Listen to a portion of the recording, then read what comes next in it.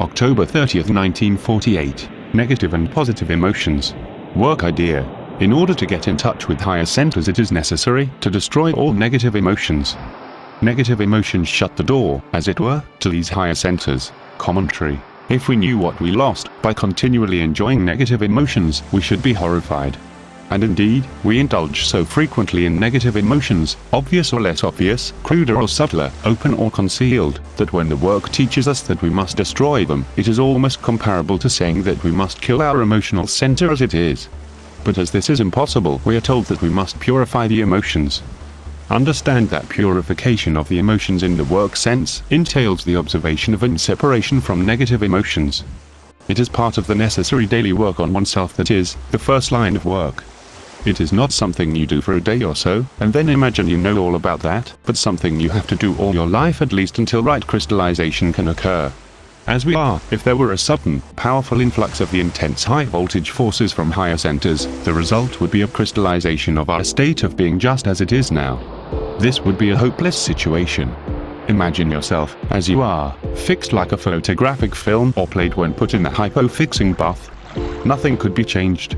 The interplay between higher centers and their transforming forces and our present state is therefore very wonderfully and mercifully adjusted.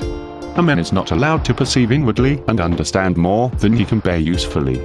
He is, as it were, gradually led to see, after a time, a little more about his state, his level of being, and why he should not behave or talk as he does in his mechanical state. If he could be transformed into a new being by the high voltages of higher centers, then the whole plot and plan of creating man as a self-developing organism would be rendered null nihil nothing. Here comes in the source of much negative thinking, namely, why, if there is a God or a conscious circle of humanity, are we not helped straight away? Come, let us be patient with our tiny minds that get everything wrong. The reason why we cannot be changed into marvelous beings is that we have to earn it. Here is a person full of negative emotions. He complains about everything and turns every event into a source of being negative. He argues, if there is a God, why does he not make everything lovely and satisfactory to me? What is the answer? This person has got to work on himself. Why? Because he was created a self-developing organism and the events of life were given to him to develop himself. If God or anyone else transformed him into a conscious man, a dazzling being, the whole meaning of life on this planet would have to be altered. In fact, the whole of the ray of creation and all its increasing laws would have to be annihilated.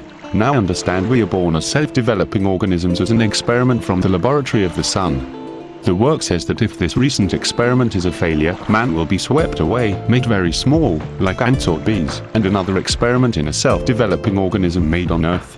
In this connection, this deep source of negative emotion, there is the usual remark, if there is a God, why does he let things happen like war, etc.? What is the work answer? The work answer is that man's level of being attracts his life.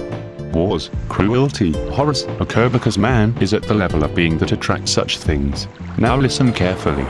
It is man and his level of being that is the cause of all such things, and as long as man does not try to awaken and develop himself, such things will continue inevitably. I mean, man will attract them. We are made of self-developing organisms, that is, we can work on ourselves, and we can change our being individually. If we all changed, wars would cease. Study your being. You will find that it is governed by negative emotions in the long run. As long as that is the case, you cannot receive help from a higher level, that is, from higher centers. If we are created as self-developing organisms and make no attempt to use this freedom, why blame God for not interfering? How could you be a self-developing organism if all the time you were interfered with? Do you see, therefore, that in the purification of the emotional center, which is necessary for contact with higher centers which represent in us the conscious circle of humanity and seek continually to help us, if we could only listen, we must get a right form of thinking, a right mental idea, and so a right attitude as to why things are as they are on this earth. Gurdjieff, when once asked if wars could be stopped, said, yes. But man must change himself so that certain vibrations do not make him violent. Wars are not caused by man. The sources are extraterrestrial, such as two planets crossing each other and causing a tension, a certain vibration. Mechanical mankind translates this vibration into violent emotions, and so war results. If man became more conscious, he might, instead, receive energy in the form of increased consciousness from these vibrations. Now, to return briefly to the title of this note, namely, negative and positive emotions. All positive emotions come from higher centers, and that is why we have to work on negative emotions. Their quality is such that they have no opposite in them. That is, they are third force, or, as the Gospels say, Holy Spirit. They are yes and no, not yes or no. No one can create, call forth, make, a positive emotion. So Mr. Ouspensky said, positive emotions come as rewards. That is, if you have privately, solitarily, and in the loneliness not of your negative self but your own spirit, made a decision, to work on yourself as regards some source of negative emotion, if you, all alone, in this solitary place in yourself, full of the integrity of your most real I, have made a decision, not to identify or feed a particular negative emotion, if, in short, you have shut the door and entered into yourself, as it is said in Matthew, enter into thine inner chamber, and having shut thy door, pray to thy Father, which is in secret, then, your Father, which seeth in secret, will reward you. Matt. Verse 6. What is the reward?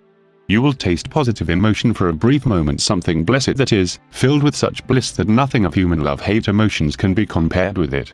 What we regard as positive emotions, feeling fine, feeling fit, and on top of the world, self-admiration, etc., can turn in a moment into negative emotion. Such emotions, such pleasant emotions, are not positive emotions. These never change into their opposites, but visit us and then withdraw. But unless we really value this work on negative states, struggle not to believe them, clear the Aegean stables of the dung of negative states, erect the God in ourselves, the individual spirit, to fight as Hercules, who cleaned the stables with the river of truth, then indeed we are cut off from all inner help and all the deep background that higher centers can begin to give, once we build up and make the intermediary receptive instrument.